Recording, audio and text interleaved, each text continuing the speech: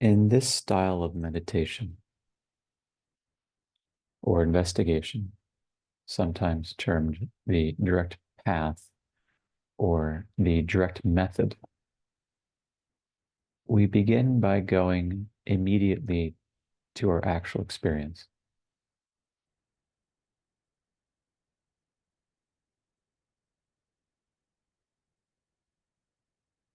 While it is true that we're involved in a kind of reasoning or inquiry that enables us to move along the path of understanding, what we discover along the way is revealed or disclosed. Here we are not concerned with drawing inferences, but instead with seeing very clearly what is the case.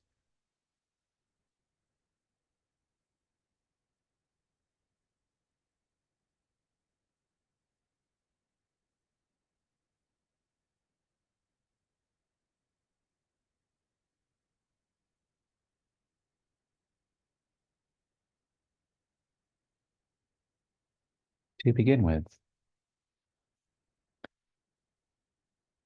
open to a very simple,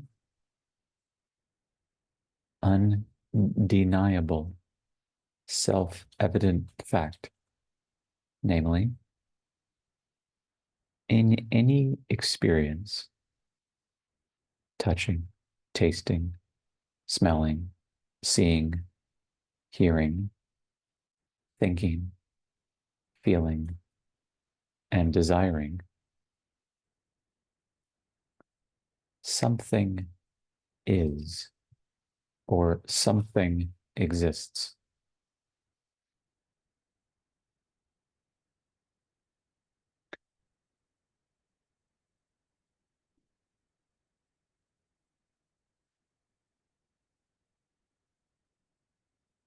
In the sound of this voice, there may be some kind of error made.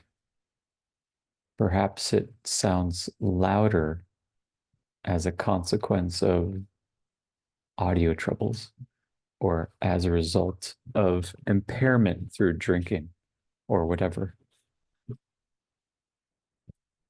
Perhaps due to sickness, there is a murkiness to the quality of the sound. Therefore, we may not immediately feel as if we have a good epistemic grip on what is actually the case. And yet, what cannot be denied is that something is, or that something exists. Even if at first blush, we can't be certain about the exact content.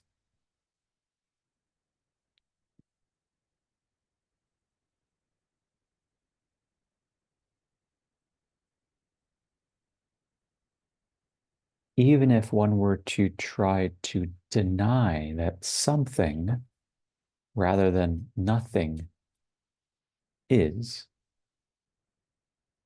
that person in that attempted denial would in fact be asserting that something is, namely a speech act or a thought.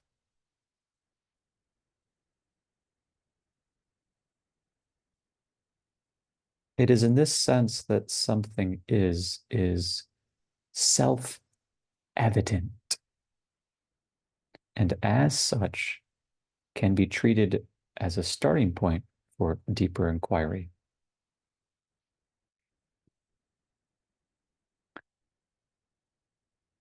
Now set aside this first indubitable fact, namely something is or something exists.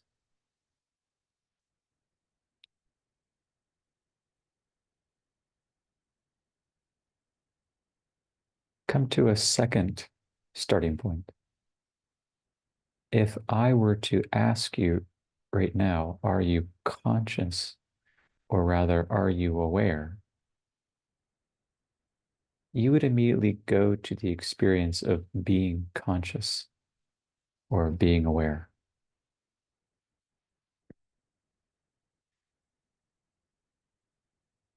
Note that the question is not concerned yet with whether or not you are aware of the sound of this voice, or whether when the thought arises 2 plus 2 is 4, you are aware of that thought, of that object. The question, are you conscious or are you aware, is upstream from the question concerning whether you are aware of any objective experience or other. It is simpler, more innocent than the downstream question. Therefore, again, when I ask, are you aware? Simply travel back or sink back into the immediate experience of being aware, or of being aware of your being.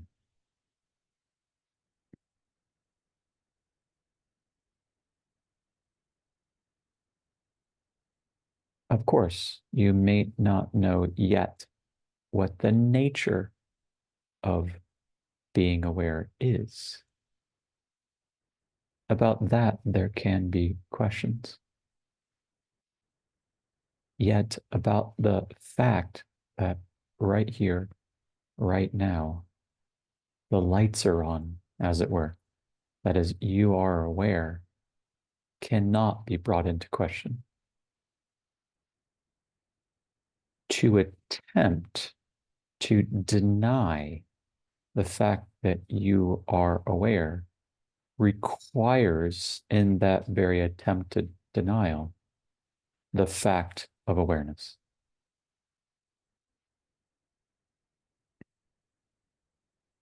Awareness cannot deny itself, for the denial is, in fact, an affirmation.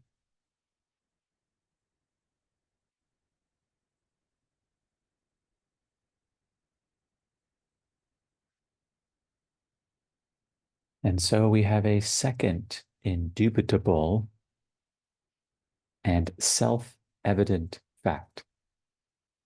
I am, or I am aware. To set beside the first fact, something is, or something exists.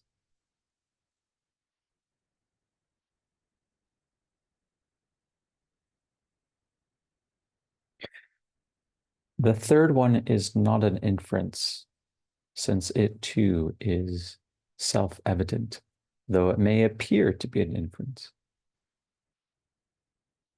The third fact is, I am aware that something is.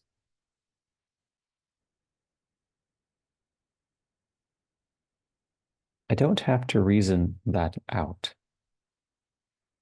Right now, allow any experience, any thought or feeling or sensation to arise. You are not inferring that you are aware of that thought or feeling or sensation. Simply, you are immediately aware of that thought or feeling or sensation.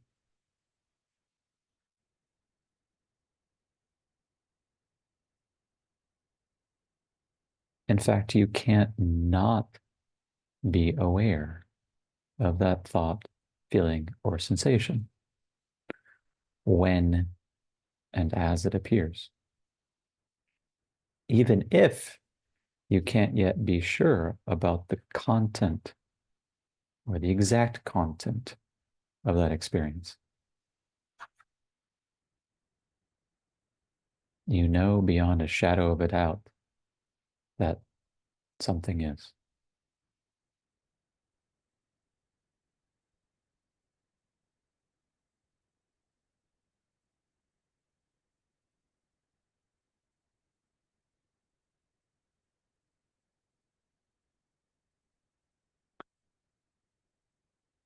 So let us see what a searching, deep inquiry that starts from the first fact can reveal to us.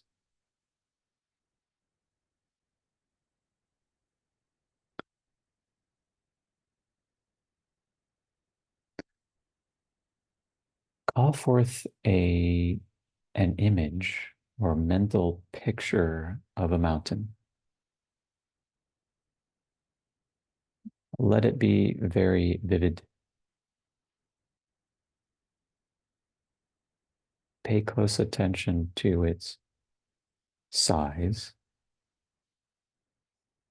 to its shape,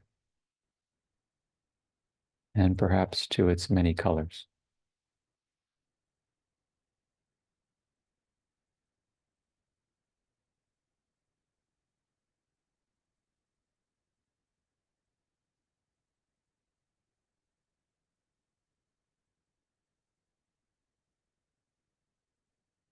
Look more closely. What is it like?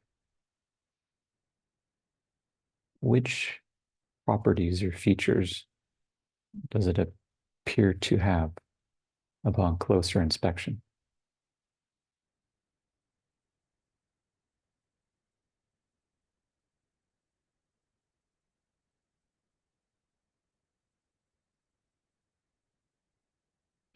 Or as you, so to speak, stand farther from the mountain, what do you observe?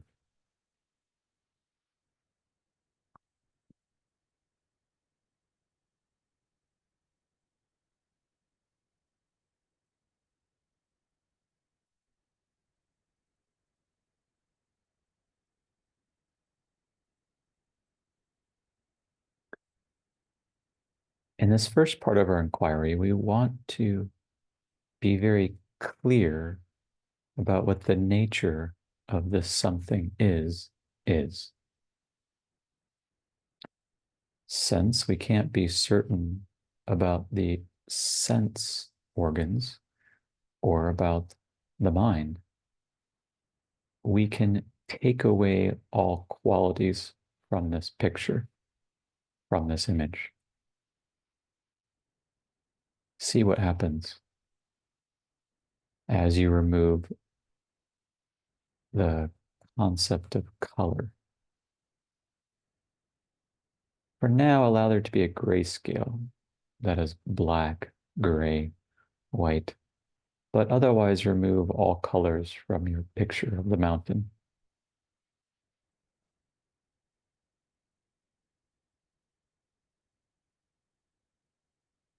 And see what you're left with.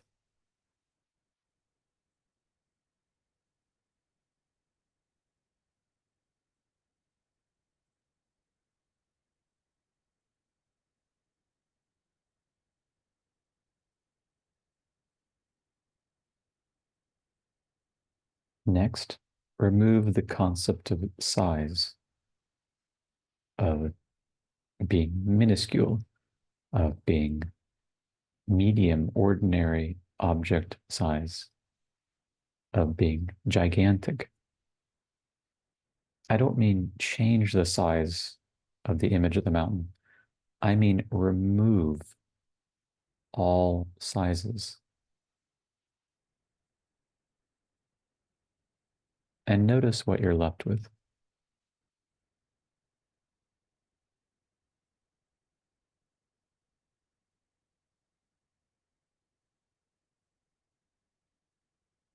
Of course, the mind cannot make heads or tails of a sizeless mountain. Nonetheless, let's now remove the third quality, namely color. So I'm sorry, I already moved color. Remove rather shape. So take away the entire outline of the mountain, as well as indeed any remaining colors, that is grays and blacks and whites.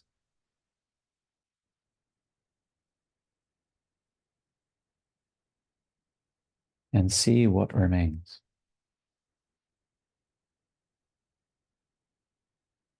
what is this colorless, sizeless, and shapeless mountain?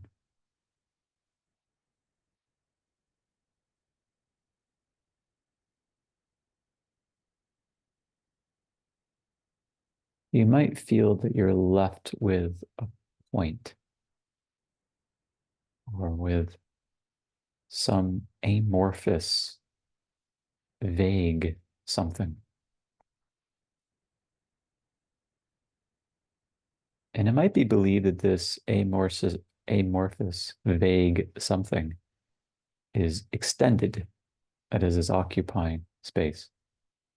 Therefore, let us consider space. Can you actually find whatever it is that appears to remain in space? Does it occupy a particular location?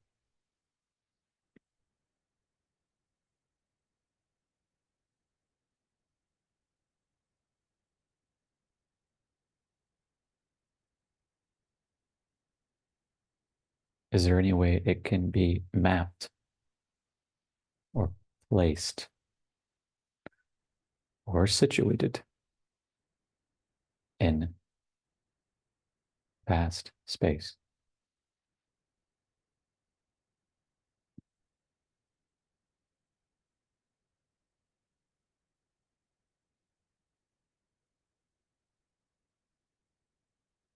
The truth is that we can't place whatever is left in space. There isn't any kind of object left to posit within a spatial container.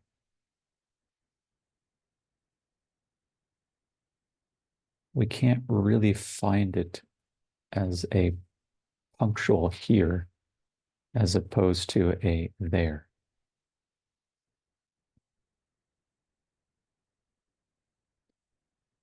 But that raises the question, is there even space left? Try to find space without using any concepts, any sense of memory, any thoughts. That is, look in your direct experience for space.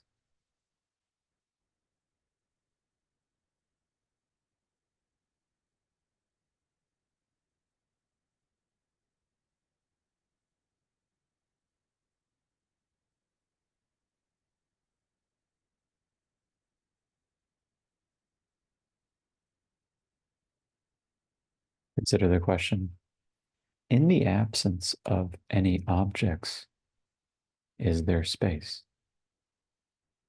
And in the absence of space, is there objectivity?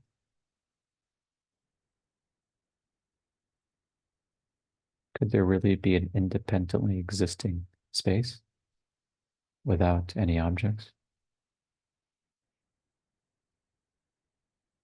And could objects appear in visual experience without co-arising with a space concept? In other words, when we remove any determinate object, how can there be space remaining?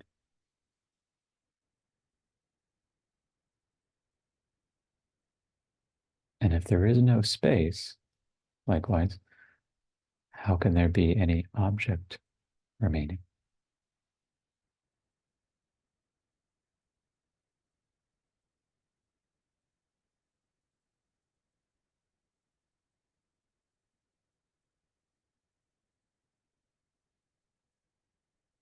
Therefore, go deeply into this question. What then is it that remains?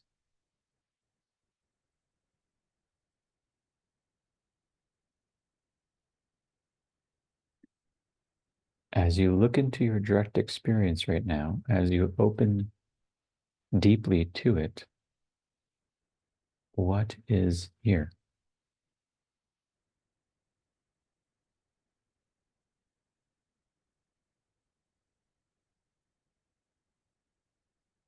The mind, which is to say thought, is at a loss since it cannot really say.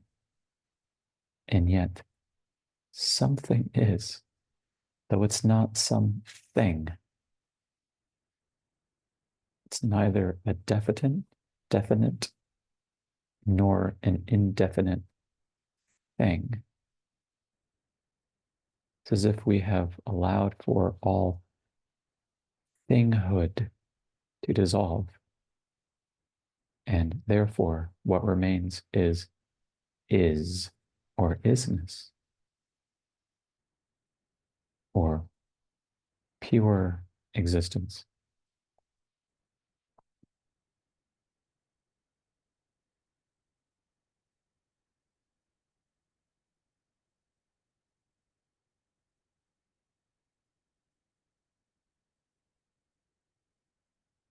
Be very open to this understanding. What remains is pure existence.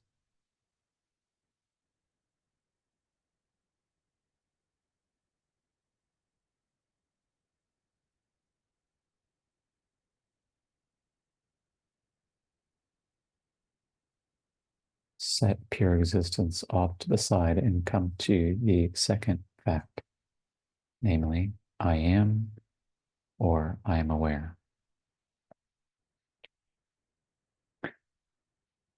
Go directly to the experience of simply being aware, or of being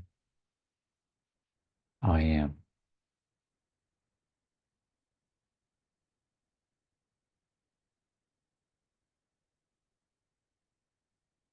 As you stick only to being aware or I am, consider the following questions. Are you visible?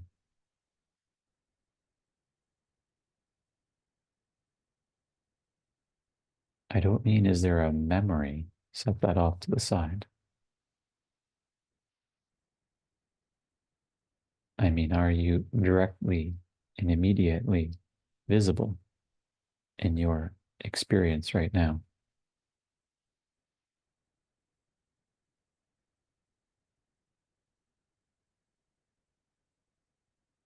Are you audible?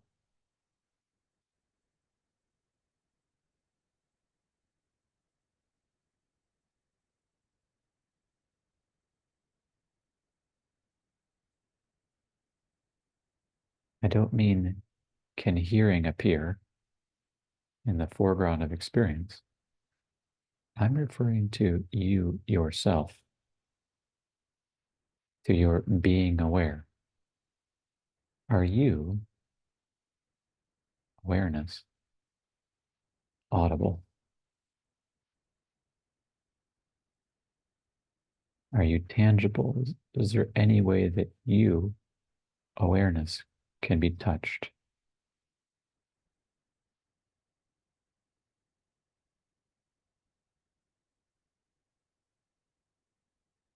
Do you have a taste or a scent?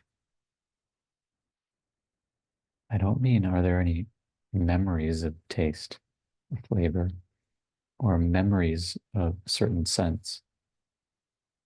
I mean rather that in your direct experience, can you find any evidence of taste or scent?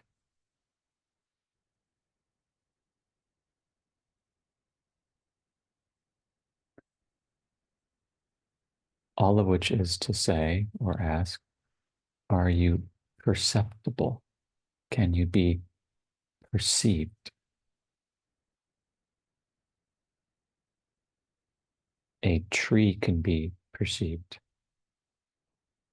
A sound can be heard. An apple can be tasted, and so on. Are you anything like any of these objective experiences.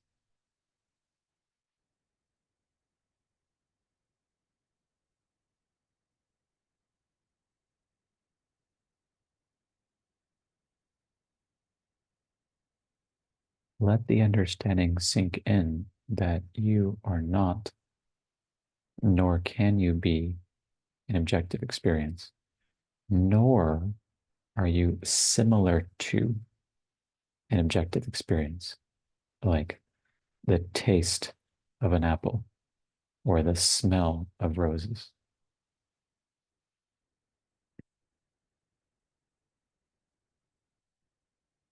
The senses can't turn around and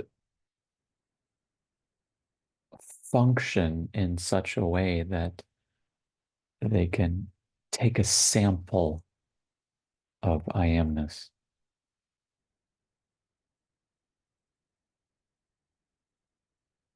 It's just not possible.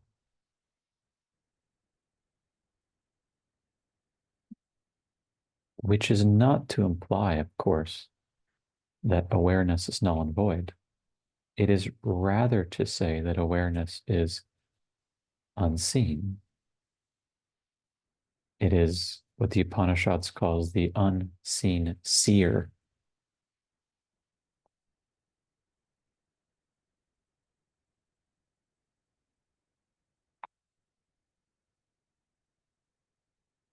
Now consider whether you can be conceptualizable. As you go to your direct experience of being aware, are you yourself thinkable?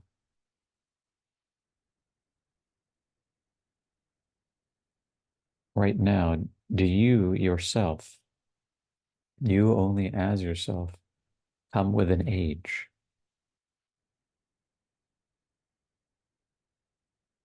With any physical features? With a passport?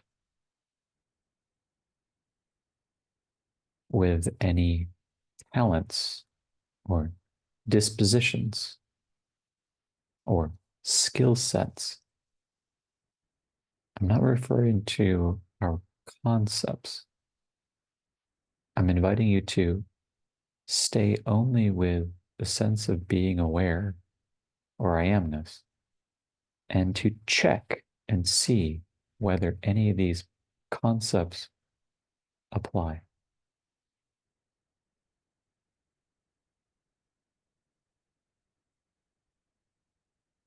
All of which is as much as to ask, can the mind fathom the simple yet deep fact of being aware?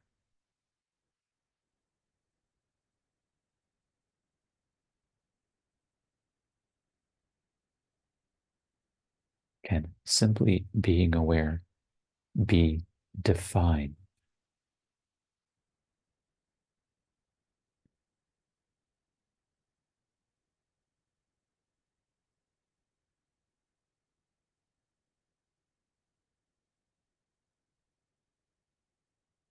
Understand right now that simply being aware is non-conceptualizable or indefinable.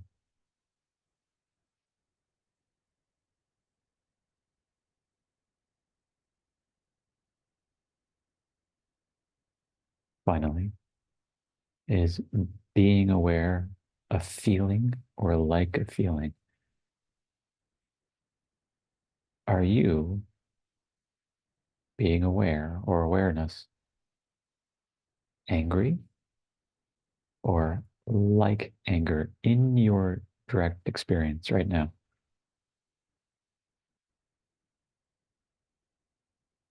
If you stick only with awareness, then do you discover that you are sad or like sadness?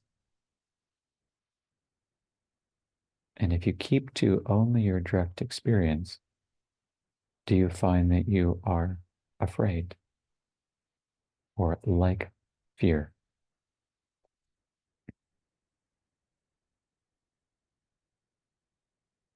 Notice that thoughts and feelings may arise when words like anger or sadness or fear are mentioned. But those are objective experiences. When you stay with simply being aware, you know that none of those feelings apply to your very being.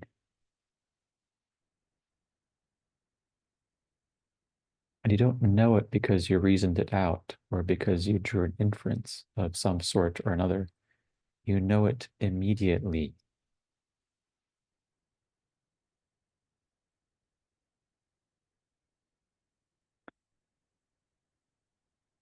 Therefore, awareness is without the qualities or limitations of the body mind.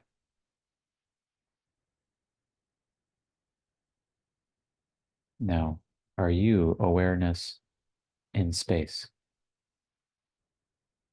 Can you locate yourself as a point in space?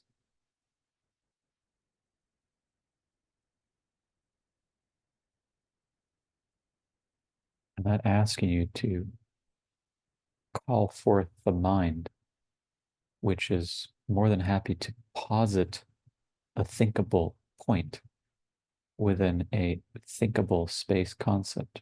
I'm asking you to stay with your experience of awareness alone and to see whether you can situate yourself inside of space.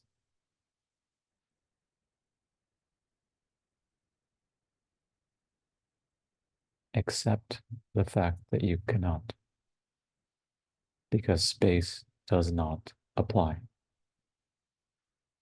Are you in time?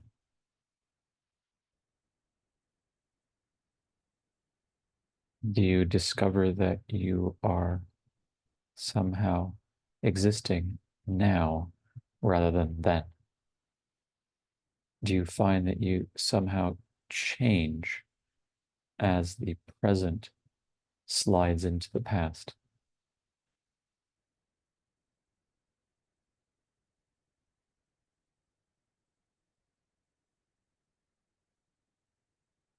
Do you actually discern any present moment, any past moment, or any future moment in your actual experience?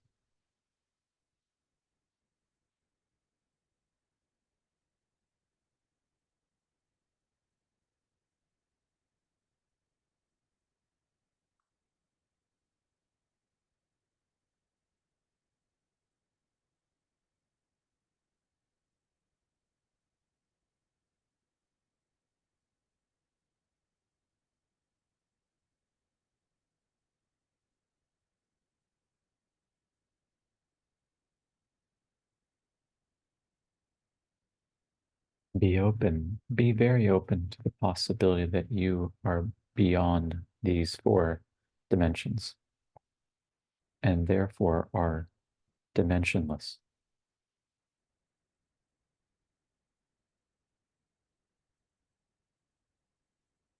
In our direct introspective investigation of being aware or of I am, we see that we are quality-less and dimensionless.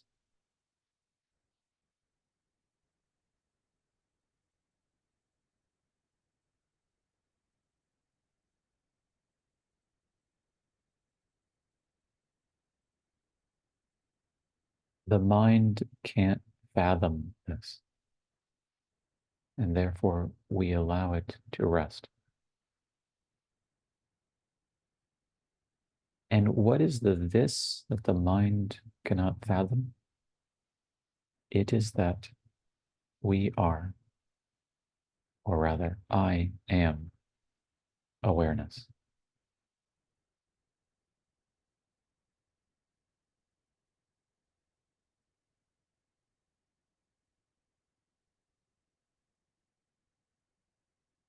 I am self luminous.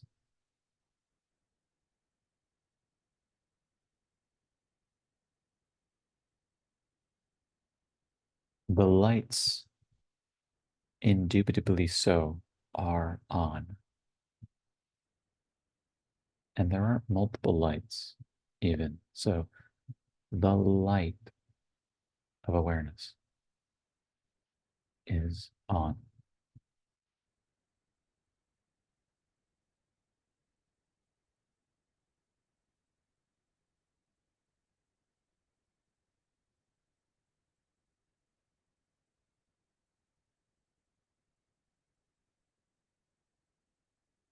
In the first part of our inquiry, we saw that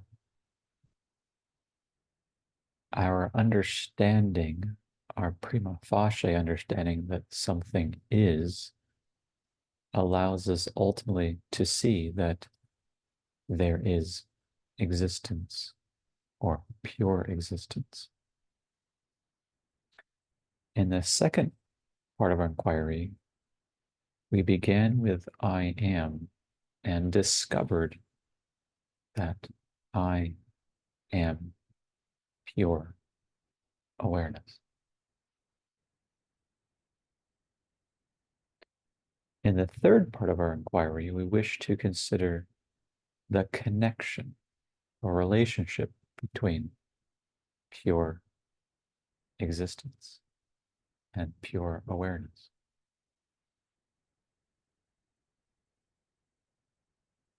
Thankfully, we can begin with that third fact, namely, I'm aware of or know that something is.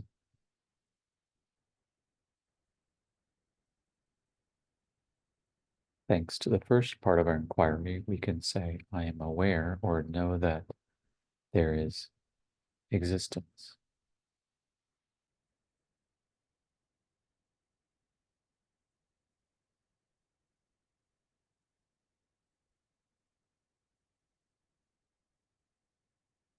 Suppose, for the sake of argument, that that weren't true. That is, that there is awareness and there is existence.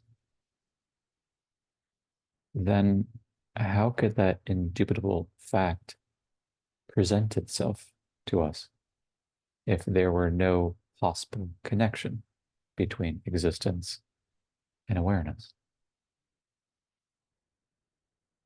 How could we possibly know that there is existence unless there was awareness of existence?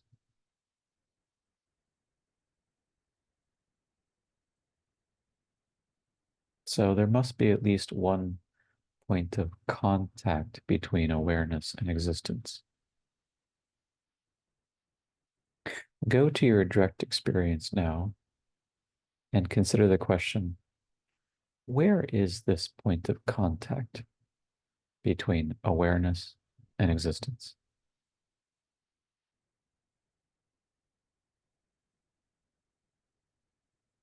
Between knowingness and isness?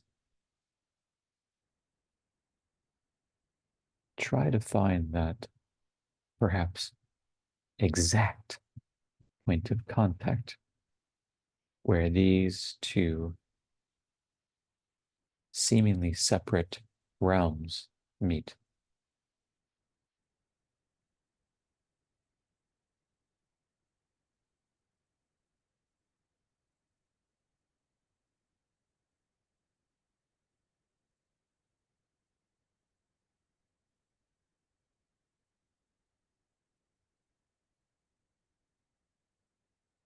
Perhaps it is just surprising to see that we can't find any single well-specified point of contact between awareness and existence.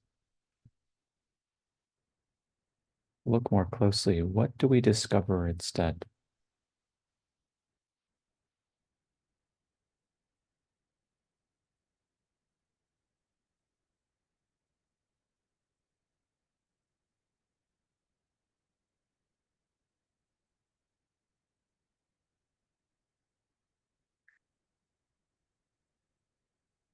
The philosopher Ludwig Wittgenstein says a picture held us captive. One such profound yet profoundly mistaken picture is Cartesian. It states that material substance differs in nature and kind from mental substance. Notice that we need to let go of that superimposition, that mental superimposition according to which there is some kind of gulf between reality and awareness. Go back to your direct experience and ask, do I discover any breaks or holes or gaps between existence and awareness?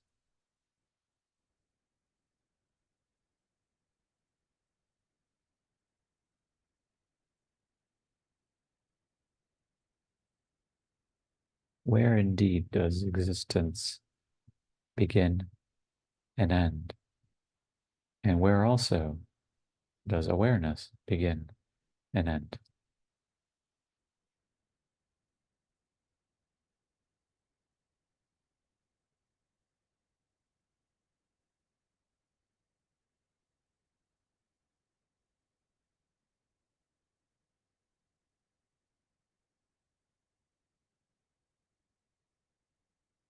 No matter how hard we try to hold on to the presupposition that there are two substances, one named existence, the other called awareness, we can't actually keep them apart.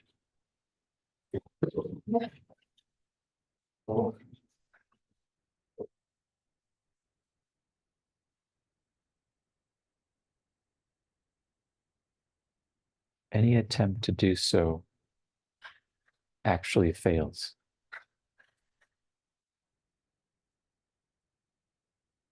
With the result that what we see in our immediate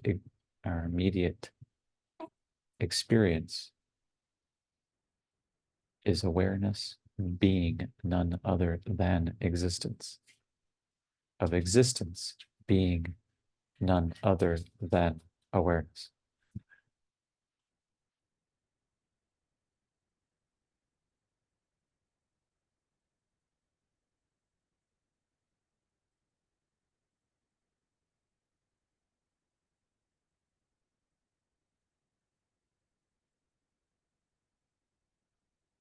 Therefore, we could provisionally speak of awareness existence without a hyphen. It would be as if it were one compound word.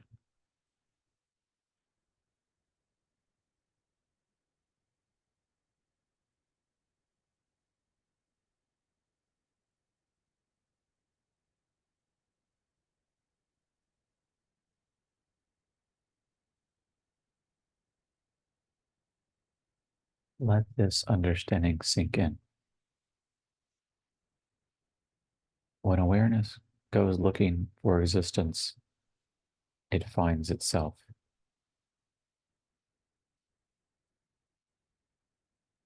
When existence opens to awareness, it finds itself. When awareness goes looking for existence, it realizes, so to say, that it is existence. Awareness is, or the real meaning of I am.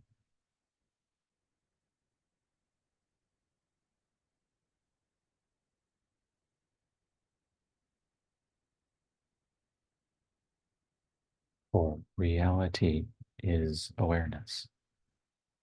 Or loosely put, reality or everything is consciousness.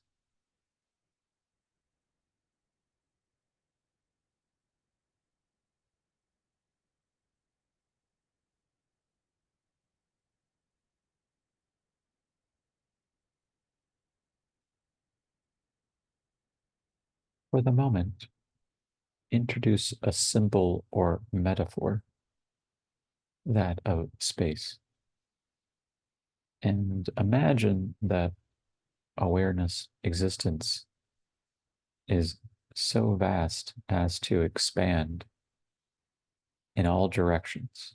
And wherever it expands, it fills. Whatever is touched by awareness existence becomes awareness existence as the expansion moves out in all directions.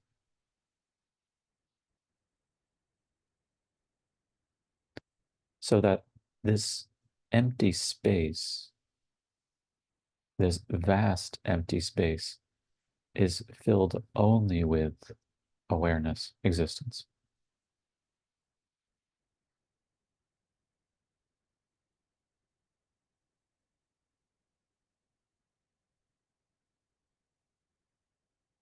See whether in this metaphorical understanding of empty space, the space of awareness existence, you can find any spot or part that is not colonized by awareness existence.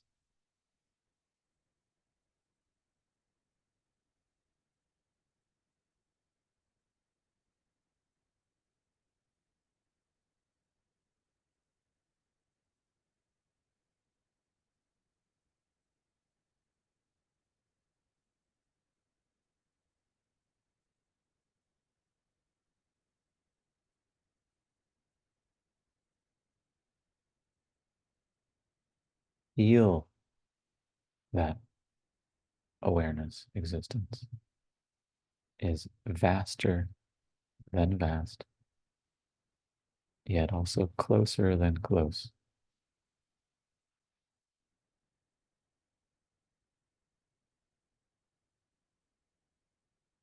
It is at once greater than great and more intimate than what is even possibly conceivable.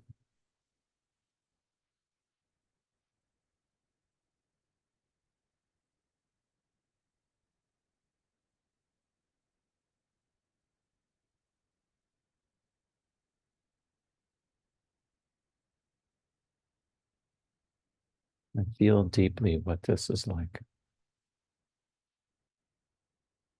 And when I say feel, it's another metaphor open to being the awareness existence that you truly are.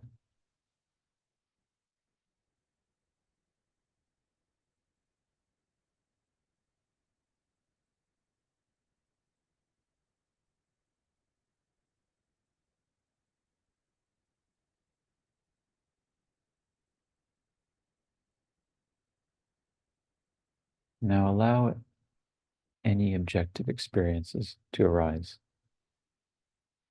a thought or a feeling or a sensation or a sound and so forth. Just allow any experience to naturally arise.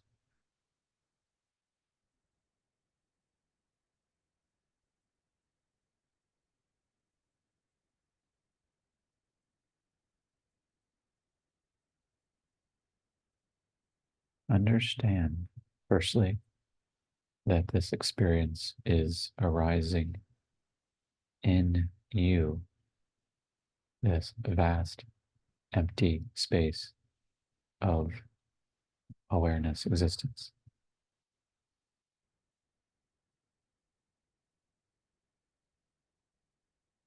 That is, this experience is arising in your welcoming openness.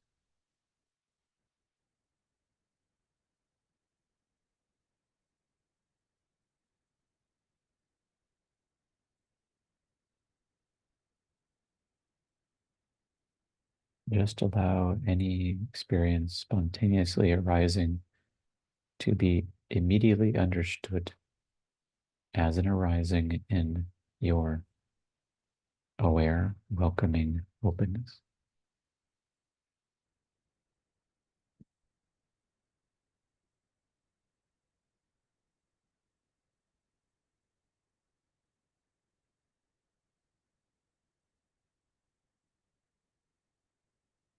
Begin to feel that this experience is actually, so to speak, tracing its way through the space of your aware, welcoming openness.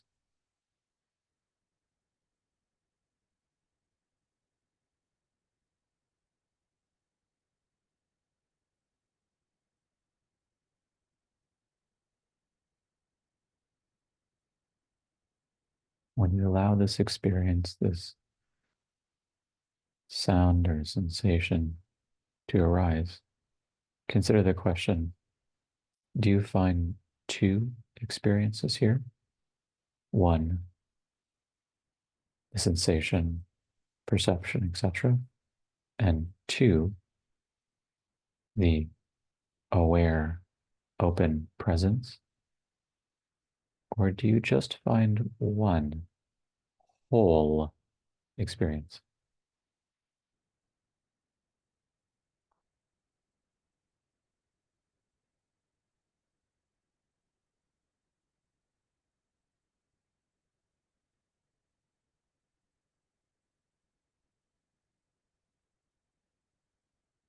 You only see and know one whole experience.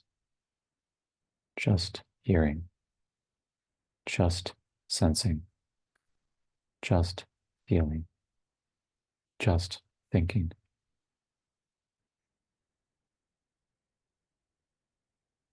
But this just experiencing is occurring in you. And this just experiencing is, so to speak, moving through you.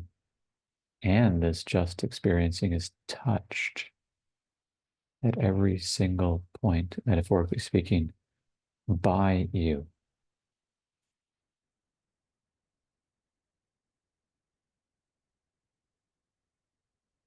Aware presence is so intimate with the experience, the hearing, the touching, the tasting, the smelling, the sensing, the desiring, the thinking, that the experience melts into you. That is to say, this experience is none other than awareness, existence. It is made of nothing but aware presence. It is so suffused with aware presence that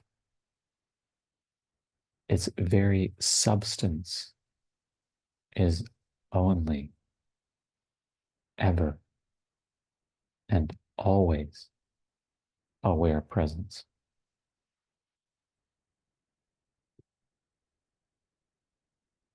Allow any spontaneous experience to arise and see with the heart of intimacy that it's true, namely that this experience is made only of aware presence.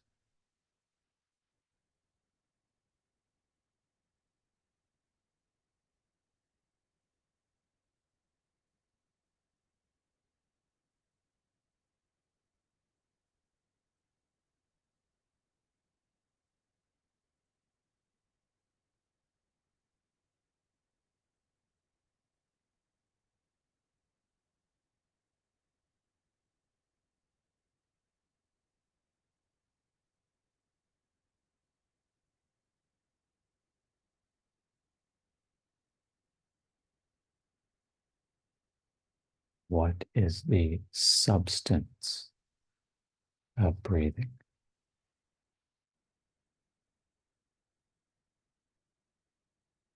What is the one and only substance of sensing, that is, of sensations?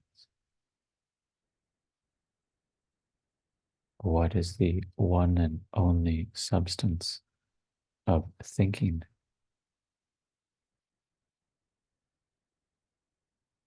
What is the one and only substance of feeling?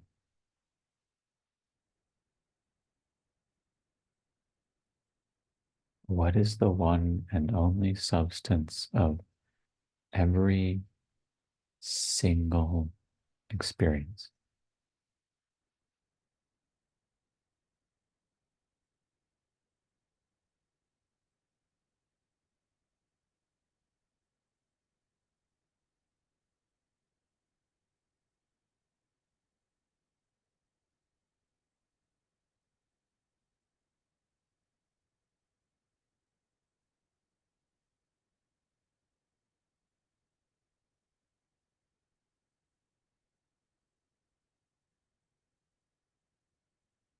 Therefore, every single experience reveals the single substance that is.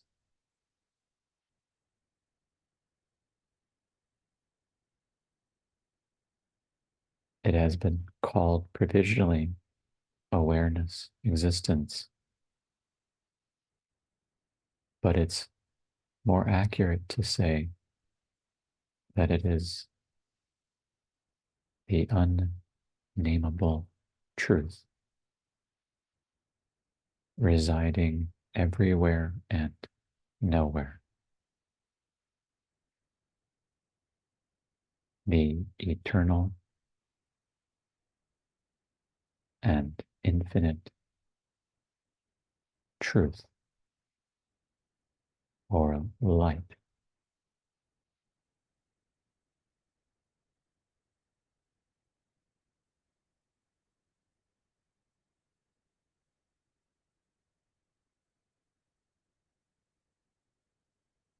That truth or light that I am.